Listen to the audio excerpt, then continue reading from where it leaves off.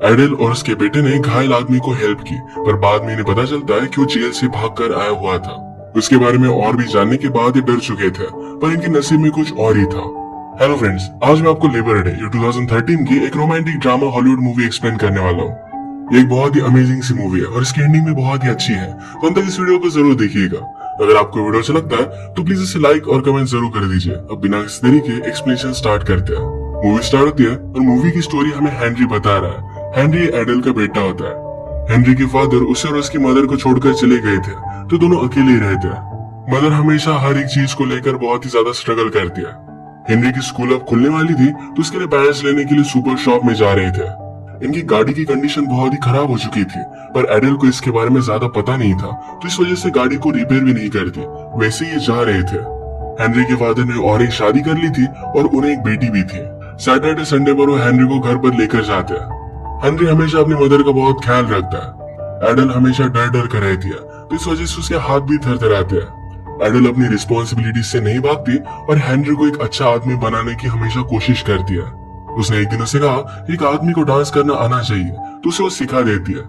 लोगों से जाकर बात करने के लिए एडल डरती है, तो हमेशा हेनरी को अपने साथ लेकर जाती है।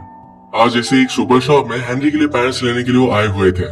हेनरी के पास अचानक से फ्रैंक आ गया। फ्रैंक को चोट लगी थी, तो हेनरी से कहता है क्या तुम मेरी हेल्प कर सकते हो। हेनरी ने कहा कि मैं मेरी मदर के साथ आया हूँ, मैं आपकी हेल्प नहीं कर सकता। फ्रैंक ने एडल को देखा और वो कहता है तुम्हारी मदर मुझे हेल्प कर सकती है। उसे कहीं पर जाना था तो राइड मांगता है। इसके बाद ये दोनों एडल के पास गए। एडल फ्रैंक को देखकर कहती है कि हम आपको लिफ्ट नहीं दे सकते। फ्रैंक हेनरी के गले पर हाथ लगाता है, इनडायरेक्टली उसे धमकी दे रहा था कि उसे लेकर जाना ही पड़ेगा। एडल भी फिर इस बात को मान जाती है। फ्रैंक ने फिर गाड़ी में आकर कहा कि मुझे तुम्हारे घर लेकर चलो, मुझे सिर्फ जरा आराम करना है। एडल फ्रैंक से पूछती कि तुम्हें चोट कैसे आई। फ्रैंक ने कहा कि मैं जेल में था, मेरा अपेंडिक्स का ऑपरेशन होने वाला था, तो वहां की हॉस्पिटल की खिड़की से मैं नीचे गिर गया और वहां से मैं भाग गया। फ्रैंक एडल से पूछता है मुझे सिर्फ थोड़ा टाइम तुम्हारे पास रहने दो। एडल पूछती कि क्या तुम हमें हर्ट करोगे। फ्रैंक कहता है मैंने जानबूझकर मेरी लाइफ में किसी को भी हर्ट नहीं किया। वो प्रॉमिस करता है कि घर में उसे हेल्प करेगा। एडल ने कहा कि घर पर हमेशा लोग आते रहते हैं, अगर मुझे कुछ हुआ तो तुम बचकर नहीं जा पाओगे। फ्रैंक कहता है कि मैं अभी अभी तो जेल से बाहर आया हूँ, फिर से क्राइम कर घर में अंदर नहीं जाना चाहता। इसके बाद न्यूज पर भी फ्रैंक भाग चुका है, ये आ रहा था। फ्रैंक कहता है कि अब पुलिस हर जगह पर मुझे ढूंढने लग जाएंगे। अगर किसी को पता चला कि तुमने मुझे सहारा दिया था, तो तुम दोनों बहुत ही ज्यादा ट्रबल में आ जाओगे। इसके लिए उसके पास एक सोल्यूशन था। वो कहता है कि मैं तुम्हारे हाथ पैर बांध देता हूँ, इससे सब लोगों को लगेगा कि मैंने तुम्हें किडनैप किया था और तुम पर कोई भी शक भी नहीं करेगा। एडल भी इस बात के लिए मान जाती है। उसने हेनरी को फ्री रखा था। इसके बाद वो कुक करने लग जाता है। वो एक बहुत ही अच्छा कुक था। उसने एक बहुत ही अच्छी सी डिश बनाई। एडल के हाथ बंधे हुए थे, तो अपने हाथों से उसे खिलाता है। हेनरी को एडल की एक बात याद आती है। एडल हेनरी को एक दिन समझा रही थी कि जैसे आदमी बड़ा होता है तो वो किसी ना किसी को तो पाना चाहता है। उसे लगता है कि उसकी लाइफ में कोई अपना हो। ये एक बहुत ही नेचुरल चीज है। हेनरी हमेशा वंडर करता है उसकी मदर की लाइफ में कोई भी आदमी नहीं। अब फ्रैंक यहाँ पर है, तो क्या वो आदमी फ्रैंक हो सकता है। फ्रैंक ने एडल से पूछा कि ट्रेन कब से स्टार्ट होती है। एडल कहती कि सुबह ट्रेन स्टार्ट हो जाएगी। फ्रैंक का उन्हीं ट्रेन में से भाग जाने का प्लान था। हेनरी रात में एडल को देखने के लिए आया, तो अपने बेड से बंधी हुई थी। फ्रैंक नीचे सो रहा था।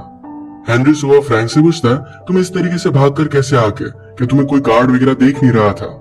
फ्रैंक कहता है कि गार्ड को स्मोक करने के लिए जाना था, तो मैंने कहा कि जैसे तुम चले जाओगे वैसे मैं इस खिड़की से कूदकर भाग जाऊंगा। गार्ड को एक मजाक लगा था और वो सचमुच में चला गया। अगर आप मजाक में इस तरीके से लोगों से सच बोल देते हो तो उस बात को सीरियसली लेते हैं नहीं। फ्रैंक ने एडल को फ्री कर दिया था। वो पूछती है कि आज तुम मुझे क्यों नहीं बांध रहे। फ्रैंक कहता है कि अब नीड नहीं है। अगर पुलिस ने तुमसे पूछा क्या मैंने तुम्हें बांध कर रखा था, तो तुम सच बोलोगी कि मैंने एक्चुअल में तुम्हें बांध कर रखा था। फ्रैंक को ट्रेन की कोई भी आवाज नहीं आ रही थी, तो एडल कहती है कि लेबर डे का वीकेंड है, तो इस वजह से कोई भी ट्रेन नहीं आएगी। अब 2-3 दिन के लिए वो फंसे हुए थे। फ्रैंक उन पर कोई भी बोझ नहीं बनना चाहता था, तो इसी वजह से घर में सब काम करने लग जाता है। उसने स्टेयर्स को रिपेयर कर दिया। गाड़ी भी खराब थी, तो गाड़ी को ऑयल भी वो चेंज कर देता है। एडल को एक आदमी ज्यादा प्राइस में लकड़ियां बेच रहा था, तो फ्रैंक ने उसे वार्न किया। पूरे घर की भी वो साफ सफाई करता है। हेनरी को बेसबॉल खेलना भी उसने सिखाया। अचानक से उनका नेबर आ जाता है। फ्रैंक ने एडल को पकड़ लिया और हेनरी को डोर ओपन करने के लिए कहा। वो कहता है कि इस नेबर को जल्दी से घर भेज दो, उसे शक नहीं होना चाहिए। नेबर कहते हैं मेरे पास कुछ एक्स्ट्रा एप्पल्स थे, पीच थे, तो इसीलिए मैं तुम्हारी मदर को देने के लिए आया हुआ था। तुम्हारी मदर कहाँ है? हेनरी कहता है कि वो बात ले रही है। नेबर कहते हैं अभी अभी जेल से एक कैदी छूटा हुआ है, तुम्हें इस तरीके से डोर नहीं खोलना चाहिए। मैं इसी बारे में तुम्हारी मदर को वार्न करने के लिए आया हुआ था, जरा अपना ख्याल रखना। हेनरी उसे यकीन दिलाता है कि इस बात को समझ सकता है। नेबर के जाने के बाद एडल फ्रैंक पर गुस्सा होगी। वो कहती है मेरे बेटे को इस तरीके से तुम कभी भी यूज मत करना, इस तरीके से किसी से झूठ बोलना ये बात मैं उसे नहीं सिखा सकती। फ्रैंक भी इस बात का रिस्पेक्ट करता है। फ्रैंक ने कहा कि नेबर ने तो बहुत सारे एप्पल्स दिए हैं, ये वीकेंड पर तुम लोग कभी भी खा नहीं पाओगे। उसे एक आइडिया आया और इस एप्पल को पाई बनाता है। ये पाई बनाते वक्त वो हेनरी और एडल को रेसिपी सिखा रहा था। एक फैमिली की तरह सारे मिलकर ये पाई बनाते हैं। फाइनल लेयर लगाते वक्त एडल के हाथ थरथरा रहे थे, तो फ्रैंक उसे कॉन्फिडेंस देता है। ये दोनों एक दूसरे के करीब आने लग गए थे। ये बात हेनरी ने नोटिस की। रात में यहाँ से एक पुलिस गुजरा, वो फ्रैंक को ढूंढ रहा था। फ्रैंक एडल से कहता है कि पुलिस अभी अभी यहाँ से गुजरे, इसका मतलब है 5-6 घंटे वो मुझे यहाँ पर नहीं ढूंढेंगे। उसे भागने के लिए बहुत ही अच्छा चांस था। एडल कहती कि अब मत जाओ, सुबह चले जाना। एडल नहीं चाहती थी कि फ्रैंक अब यहाँ से चला जाए। उससे कहती कि 1-2 दिन में चले जाना, तब तक तुम्हारी वूंड भी हील हो जाएगी। हेनरी भी उसे यही रहने के लिए बोल रहा था। अगली सुबह फ्रैंक ने फिर से एडल के घर में बहुत सारे काम किए। उसे हर एक चीज में हेल्प करता था। गाड़ी का टायर कैसे बदलते ये भी चीज उसने हेनरी को सिखाई। वो कहता कि जब तुम्हारे साथ कोई लड़की होगी तब उस वक्त ये चीज तुम नहीं सीख सकते। इमरजेंसी में ये काम करना तुम्हें आना चाहिए। फ्रैंक को डांस करना आता नहीं था, तो एडल ने उसे भी डांस करना सिखाया। एक दिन हेनरी ग्रोसरी शॉपिंग के लिए गया हुआ था। वहां पर जब वो सोडा बाय कर रहा था तो एलिनोर नाम की लड़की उसे बात करती है। कहती है कि एल्यूमिनियम की टीन में अगर तुम कुछ भी पीते हो तो इससे तुम्हारी मेमोरी खराब होती है। वो इस टाउन से नहीं थी, तो हेनरी से पूछती कि क्या इस टाउन में कुछ इंटरेस्टिंग करने जैसा है। हेनरी ने कहा कि तुम यहाँ पर बॉलिंग कर सकती हो। इसके बाद वो सब सामान लेकर काउंटर पर गया और उसके पास एक रेजर भी था। ओनर पूछता है कि तुम्हारी मदर के लिए रेजर सही नहीं है। हेनरी कहता है कि रेजर मेरे लिए है। ओनर ने भी इस बात के बारे में ज्यादा सोचा नहीं और उसे केयरफुल रहने के लिए कहा। वो जब घर आ रहा था तो पुलिस हर जगह पर फ्रैंक की फोटो लगा रहे थे। उसे कहते कि केयरफुल रहना, अगर तुम्हें कुछ दिखे तो हमें रिपोर्ट करना। घर आने के बाद अचानक से हेनरी की नेबर घर में घुस कर आई थी। फ्रैंक डर कर वहीं पर छुप जाता है। नेबर एडल को ढूंढ रही थी तो एडल आगे आके नेबर ने कहा कि मुझे जरा अर्जेंट काम है, मुझे जरा बाहर जाना पड़ेगा, तो क्या मेरे बेटे का तुम ख्याल रख सकती हो। उसका बेटा पैरालाइज था और ज्यादा कुछ भी बोल नहीं सकता था। इस तरीके से फ्रैंक के घर में होते हुए एडल कोई भी रिस्पॉन्सिबिलिटी ले नहीं सकती, पर नेबर ने उसे बहुत ही ज्यादा फोर्स किया, तो इस वजह से एडल को उसके बेटे का ख्याल रखने के लिए मानना पड़ता है। नेबर के जाने के बाद नेबर के बेटे बैरी को फ्रैंक ने देखा। बैरी कुछ भी ज्यादा बोलेगा नहीं, तो इस वजह से फ्रैंक के लिए प्रॉब्लम नहीं है। उसे भी घर की सारी चीजों में शामिल कर लेते हैं। बाहर जाकर बेसबॉल की प्रैक्टिस कर रहे थे तो बैरी भी उनके साथ खेलता है। फ्रैंक ने हेनरी को बैटिंग सिखाई, उसके बाद एडल को भी वो सिखाता है। इनका आज का डे ये बहुत ही ब्यूटीफुल सा स्पेंड हुआ था। रात में जब सब मिलकर टीवी देख रहे थे तो न्यूज पर फ्रैंक की न्यूज आई। ये न्यूज जब बैरी देखता तो इस न्यूज से वो डिस्टर्ब हो गया। जब उसकी मदर उसे लेने के लिए आई तो फ्रैंक छुप जाता है, पर बैरी फ्रैंक का नाम ले रहा था। वो सही से बोल नहीं पाता, तो इस वजह से उसकी मदर को कुछ अलग ही लगा।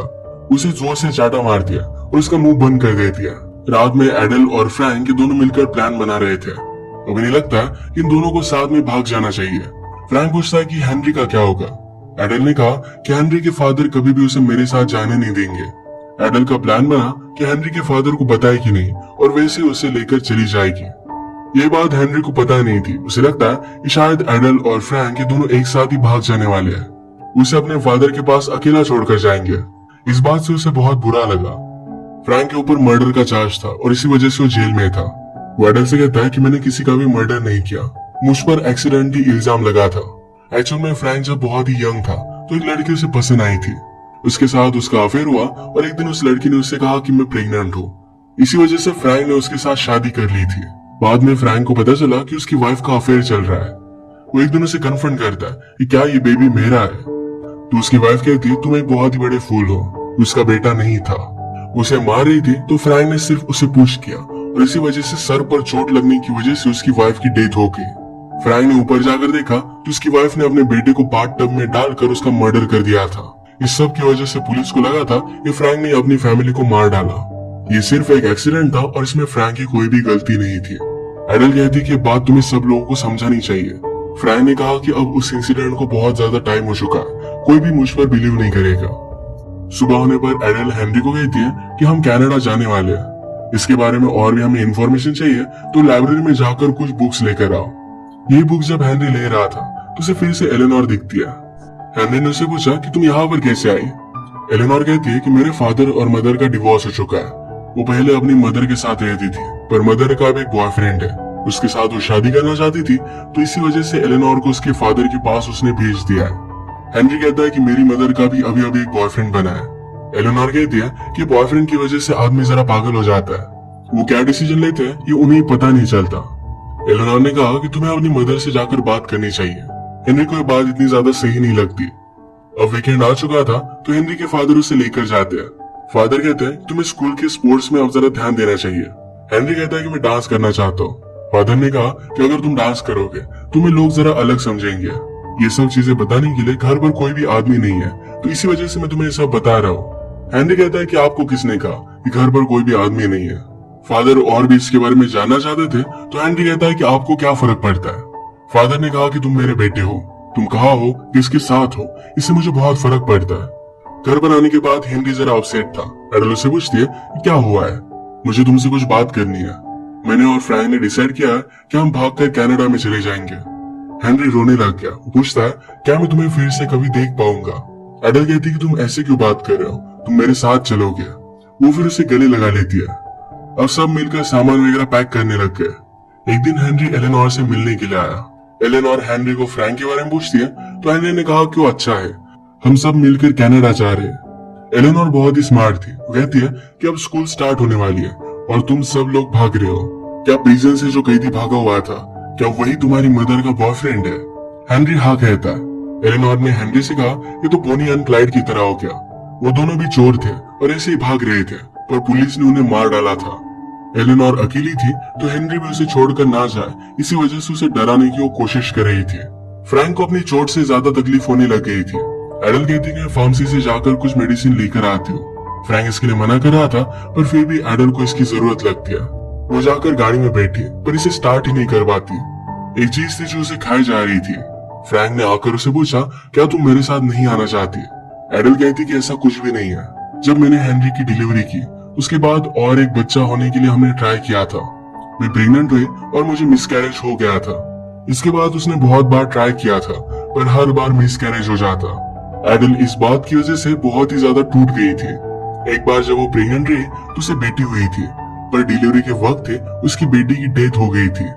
इस सब की वजह से हमेशा वो सैड रहने लग गई थी। इसी वजह से उसका हस्बैंड उसे छोड़कर चला गया था। उसने फ्रैंक से कहा कि मैं तुम्हें कोई भी फैमिली दे नहीं सकती। फ्रैंक ने कहा कि ऑलरेडी तुमने मुझे फैमिली दे दी है, वो हेनरी को ही अपना बेटा मानेगा। एडल को ये बात अच्छी लगी। इसके बाद ये सब मिलकर घर की साफ सफाई करते हैं और अगले दिन जाने वाले थे। सुबह जल्दी उठकर चुपके से अपने फादर के घर के लेटर बॉक्स में वो रख कर आता है। जब वो घर पर वापस आ रहा था तो एक पुलिस ऑफिसर ने उसे नोटिस किया। वो कहते हैं कि तुम यहाँ पर कर क्या रहे हो, चलो मैं तुम्हें घर पर लिफ्ट दे देता हूँ। हेनरी तो पहले इसके लिए मना करता है, पर पुलिस ऑफिसर मानते नहीं। उन्होंने पूछा कि इतनी सुबह तुम कर क्या रहे थे। हेनरी कहता है कि मेरे फादर के घर पर कुछ छोड़ कर गया था, तो इसी वजह से लेने के लिए आया था। पुलिस ऑफिसर ने देखा कि एडल गाड़ी में सब कुछ सामान भर रही थी। ये उसे जरा सस्पिशियस लगा। आकर वो एडल से बात करता है। वो कहता है कि क्या आप कहीं पर जा रही हो। एडल ने कहा कि कुछ दिनों के लिए हम जरा ट्रिप पर जा रहे हैं। आज सब बच्चों की स्कूल स्टार्ट हो रही थी, तो ये और भी ज्यादा सस्पिशियस था। पुलिस ऑफिसर कहते हैं कि मैं आपकी जरा मदद कर देता हूँ। कुछ बॉक्सेस रखने में उसने एडल को हेल्प की। उसे ज्यादा कुछ भी सस्पिशियस लगा नहीं। जाते वक्त वो एडल का हैंडशेक ले रहा था, पर एडल का हाथ थरथरा रहे थे, तो हेनरी उसका हैंडशेक करता है। ऊपर से फ्रैंक छुप कर ये सब कुछ चीजें देख रहा था। पुलिस ऑफिसर के जाने के बाद फ्रैंक कहता है अब हमें जल्द से जल्द यहाँ से चले जाना चाहिए। एडल और हेनरी फिर ये दोनों बैंक में आए। बैंक से सारे पैसे विड्रॉल कर रहे थे। ये बात जरा वहाँ की एम्प्लॉय को सस्पिशियस लगे, तो अपने मैनेजर के पास गए। मैनेजर एडल से कहता है कि अगर आप इतनी ज्यादा अमाउंट विड्रॉल कर रहे हो तो जनरली लोग चेक में लेते हैं। एडल कहती कि आजकल मैं ज्यादा घर से बाहर निकलती नहीं, तो इसी वजह से सब पैसे निकाल रही थी। फिर भी उसे सस्पिशियस लग रहा था। तो हेनरी हंसते हंसते कहता कि हम दोनों बॉनी एंड क्लाइड की तरह इस कंट्री से इलीगली अलग कंट्री में जाकर रहने वाले हैं, इसी वजह से सारा अकाउंट खाली कर रहे हैं। मैनेजर ने इस पर हंस दिया और सारे पैसे उसे दे देता है। ये बात हेनरी ने फ्रैंक से ही सीखी थी कि अगर आप इस तरीके से सच बोलोगे तो लोग आपको सीरियसली लेंगे नहीं। इसी के पैरेलल में फ्रैंक जब घर पर था तो अचानक से एडल की नेबर घर में घुस कर आती है। उसने फ्रैंक को देख लिया। वो एडल के बारे में पूछती है तो फ्रैंक कहता है कि जरा बाहर गई है, मैं घर की फिक्सिंग करने का काम कर रहा हूँ। नेबर को शक चला गया और वहां से वो चली जाती है। एडल के वापस आने से पहले फ्रैंक को घर पर कॉल भी आया था। ये हेनरी के फादर का था और वो वरीड थे। एडल जब घर पर आई तो फ्रैंक कहता है कि हमें जल्दी से यहाँ से निकल जाना चाहिए, लोगों को शक होने लग गया है।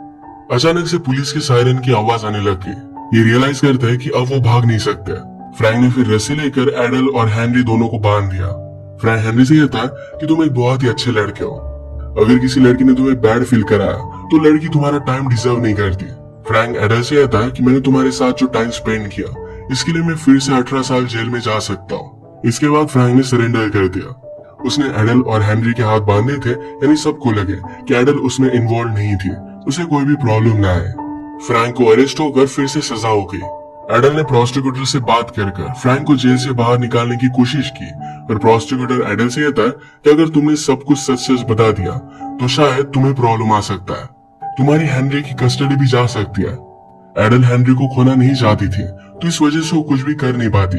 कुछ मंथ के बाद एडल ने रियलाइज किया था कि हेनरी को अपने फादर के पास रहना चाहिए, तो अपनी कस्टडी उसने दे दी थी। उसने फिर फ्रैंक से मिलने की भी कोशिश की थी, पर फ्रैंक सॉलिटरी में था, तो जेल में उससे मिल नहीं पाया। वो हर रोज उसे लेटर लिखती थी, पर बाद में सब लेटर उसके वापस आ गए। फ्रैंक को ऑलरेडी ट्रांसफर हो चुका था। इसके बाद हम देखते हैं कि बहुत सारे साल गुजर जाते हैं। हेनरी अब कॉलेज में जाने वाला था। उसकी एक गर्लफ्रेंड बनी थी और फ्रैंक ने उसे जो भी चीजें सिखाई हुई थी लाइफ में उसे हेल्पफुल होती है। एक दिन हेनरी के फादर ने उससे बात की, कहा कि तुम्हारी मदर बहुत ही ज्यादा ब्यूटीफुल थी, वो हमेशा प्यार में रहना चाहती थी। जब हमारी लाइफ में प्रॉब्लम आए तो बहुत ही ज्यादा सैड हो चुकी थी, अगर कोई दूसरा आदमी होता तो उसे हेल्प करता, पर बहुत ज्यादा टाइम गुजर चुका था और मैं एक नॉर्मल लाइफ चाहता था, तो इसी वजह से मैंने तुम्हारी मदर को छोड़ दिया। मैंने तुम्हारे साथ ये जो सारे साल बिताए, मैं सिर्फ तुम्हारे साथ बॉन्डिंग करना चाहता था, मैं तुम्हें खोना नहीं चाहता। हेनरी भी अपने फादर को माफ कर देता है। उसने फादर से कहा कि लास्ट समर में मेरी मदर के साथ बिताना चाहता हूँ। वो पूरा समर एडल का ख्याल रखता है। इसके बाद और भी साल गुजर गए। हेनरी की शादी हो गई थी। उसने अपनी एक बिक्री डाली थी, जो रेसिपी फ्रैंक ने उसे सिखाई थी, उसकी बहुत ही फेमस बन गई थी। एक मैगजीन में भी उसकी फोटो आई थी। ये फोटो जेल में फ्रैंक देखता है और इसे उसने पहचान लिया। उसने फिर हेनरी को एक लेटर लिखा। वो कहता है कि उस पर वो बहुत ही ज्यादा प्राउड है। अब वो जेल से निकलने वाला था और चाहता था कि एडल के साथ वो जाकर रहे, एक फैमिली की तरह रहे। ये करने के लिए पहले उसने हेनरी की परमिशन ली। हेनरी लिखता है कि मदर का एड्रेस चेंज नहीं हुआ है, आप उन्हें लेटर लिख सकते हो। हेनरी भी चाहता था कि उसकी मदर खुश रहे। फ्रैंक ने फिर लेटर लिखा और जिस दिन वो जेल से बाहर निकला तो एडल उसका वेट कर रही थी। इतने साल सिर्फ एक दूसरे से इन्होंने प्यार किया था, फिर से एक दूसरे से मिले और जो भी टाइम इनके पास अब बचा है एक साथ ही स्पेंड करेंगे, एक दूसरे का ख्याल रखेंगे। इसी के साथ ही मूवी एंड हो जाती है। एक बहुत ही अनएक्सपेक्टेड और अलग ही सिचुएशन की एक रोमांटिक मूवी थी। अगर आपको वीडियो अच्छा लगता है तो प्लीज इसे लाइक और कमेंट जरूर कर दीजिएगा। बहुत सारी मूवीज लेकर आते रहते हो, तो प्लीज इस चैनल को सब्सक्राइब कर दीजिए और बेल नोटिफिकेशन आइकॉन दबाना मत भूलिएगा। हम फिर से मिलेंगे और एक मूवी के साथ, तब तक के लिए थैंक यू और आप अपने आप का ख्याल रखिए।